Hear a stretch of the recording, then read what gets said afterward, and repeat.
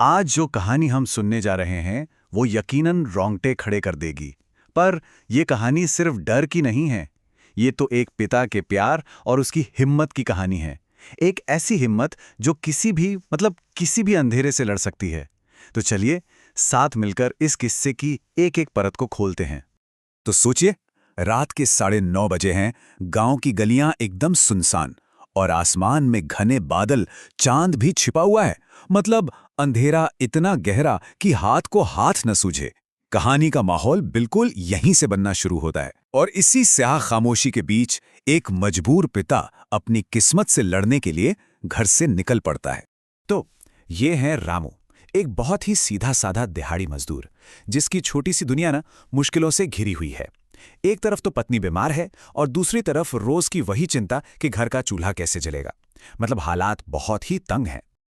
और इसी तंगी के बीच उसकी बेटी मुन्नी का एक मासूम सा सवाल आता है।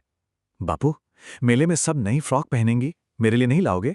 बस यही एक सवाल इस पूरी कहानी का दिल है, उसकी धड़कन है। बेटी की ये छोटी सी ख्वाहिश रामू को एक ऐसे रास्ते पर ले जाती है जहां कदम कदम पर खौफ उसका इंतजार कर रहा था, लेकिन अपनी बेटी के लिए वो किसी भी हद तक जाने को तैयार था। और ठीक इसी मौके पर गांव का चालाक सेठ उसके सामने एक ऑफर रखता है।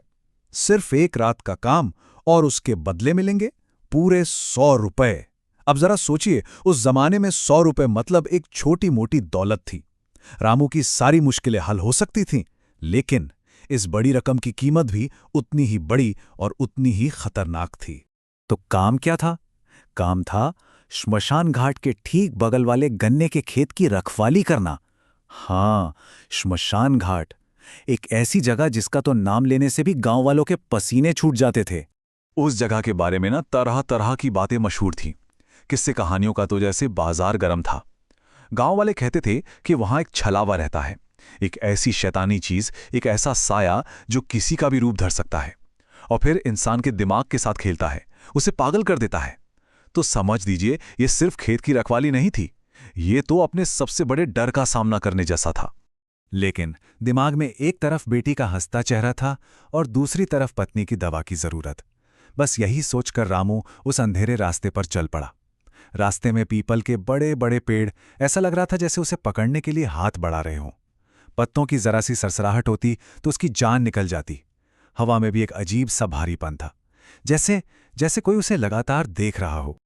और फिर जैसे ही उसने उस खेत में अपना पहला कदम रखा, खेल शुरू हो गया। उस अनदेखी ताकत ने अपना जाल बिछाना शुरू कर दिया। अब रामू की हिम्मत और उसके डर का असली इम्तिहान होने वाला था। तो सवाल यह है कि आखिर ये छलावा है क्या भला? देखिए, ये कोई आम भूत प्रेत नहीं है। छलावा मतलब एक मायावी शक्ति। इसका सबसे बड़ा हथियार है भ्रम पैदा करना, इल्यूजन। ये आपकी आंखों को धोखा देगा, कानों में ऐसी आवाजें डालेगा जो हैं ही नहीं, और धीरे धीरे आपके दिमाग को इतना कमजोर कर देगा कि आप सच और झूठ का फर्क ही भूल जाएं। और छलावे ने अपना खेल शुरू कर दिया। सबसे पहले गन्ने के खेत के बीच से एक ऐसी हंसी गूंजी जिसे सुनकर किसी की भी रूह कांप जाए। फिर सेठ की आवाज आई जो उसे पुकार रही थी, पर वहां कोई नहीं था। जब इससे भी काम नहीं बना तो वो कभी एक डरावने झुर्रियों वाले बूढ़े के रूप में दिखा, तो कभी खुद सेठ का एक भयानक रूप लेकर सामने आ गया। मकसद साफ था, रामू के हौसले को तोड़ना, उसे पूरी तरह से तोड़ देना। पर छलावे का सबसे खतरनाक, सबसे खौफनाक वार तो अभी बाकी था। वो हूबहू रामू का ही रूप लेकर उसके सामने आ खड़ा हुआ, एकदम हमशक्ल। और फिर उसने वो बात कही जो किसी भी बाप की आत्मा को चीर कर रख दे। उसने कहा, मैं तेरी जगह ले लूंगा और तेरी बेटी को भी इसी अंधेरे में खींच लाऊंगा। और बस यही वो पल था, यही वो मोमेंट था जब सब कुछ बदल गया। जैसे ही उसने मुन्नी का नाम लिया, रामू का सारा डर, सारा खौफ पिघलकर गुस्से की आग बन गया। वो शेर की तरह दहाड़ा कि तू मेरी परछाई ले सकता है, मेरा रूप ले सकता है, लेकिन एक बाप का दिल वो तू कभी नहीं ले सकता। अब पासा पलट चुका था। रामू अब शिकार नहीं, शिकारी बन गया था। उसके अंदर का पिता जाग उठा था, जो अपनी बेटी के लिए अब किसी से भी टकरा सकता था। और ठीक उसी पल उसके दिमाग में बिजली की तरह अपने गुजरे हुए चाचा की एक बात कौन थी, एक पुरानी भूली बिसरी सीख जो उस वक्त सबसे बड़ा हथियार बन गई। उसे याद आया कि ऐसी बुरी आत्माएं सिर्फ भ्रम फैलाती हैं और ये अंधेरे की ताकतें रोशनी से डरती हैं, सच की रोशनी से। बस फिर क्या था? रामू ने एक पल भी नहीं सोचा। उसने अपनी जलती हुई लालटेन उठाई और पूरी ताकत से अपने उस हमशक्ल पर फेंक मारी। आग के लगते ही छलावे का वो धुएं जैसा शरीर धू-धू करके जल उठा। एक ही पल में उसका सारा जादू, उसका सारा मायाजाल, सब कुछ आग में जलकर राख हो गया। लेकिन खत्म होने से पहले वो छलावा एक आखिरी चेतावनी दे गया। उसकी आवाज गूंजी, मैं खत्म नहीं हुआ हूं, मैं फिर लौटूंगा जब भी इंसानों की हिम्मत कमजोर पड़ेगी। और ये बात सोचने पे मजबूर करती है कि शायद डर कभी पूरी तरह से मरता नहीं है, उसे बस बार बार हराना पड़ता है। खैर, सुबह हुई। सूरज की पहली किरण के साथ ही रात का सारा खौफ भी छट गया।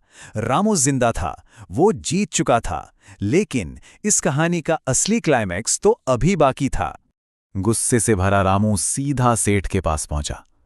आपको पता था वहां छलावा है, चोर नहीं। तो सेठ ने जो खुलासा किया वो हैरान करने वाला था। उसने कहा, हाँ मुझे पता था, ये पहरेदारी चोरों से बचाने के लिए थी ही नहीं, ये तो उस छलावे से गांव को आजाद कराने के लिए थी। और सेठ को इसके लिए कोई पहलवान नहीं बल्कि एक ऐसा हिम्मत वाला इंसान चाहिए था जो लालची ना हो। सेठ ने उसे समझाया कि उस छलावे को कोई तलवार या डंडा नहीं हरा सकता था। उसे हराने के लिए तो एक सच्चा और निस्वार्थ दिल चाहिए था। एक ऐसा दिल जो अपने लिए नहीं बल्कि अपने परिवार के प्यार के लिए लड़ रहा हो। और रामू के पास वो था।